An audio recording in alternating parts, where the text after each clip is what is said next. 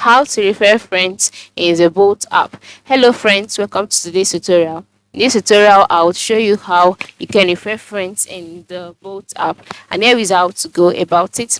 The first step is to log in into your Bolt account, just like I have done here. And then the next thing is to move to the top left corner where you can see three horizontal lines. Then once you see it, click on it.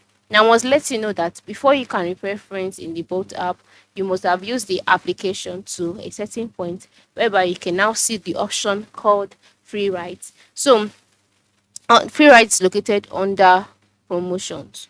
So if you've used it, if you used your Bolt app for a reasonable number of time, on this page you would see the option free rides. So just click on it. After clicking on it, you'll be taken to a page where you would see your referral code. All right, find it, click on it, and then share it with your friends who haven't downloaded Bolt yet.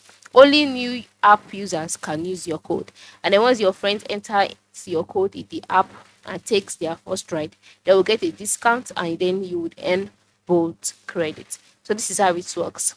This is how you can refer friends in the Bolt app.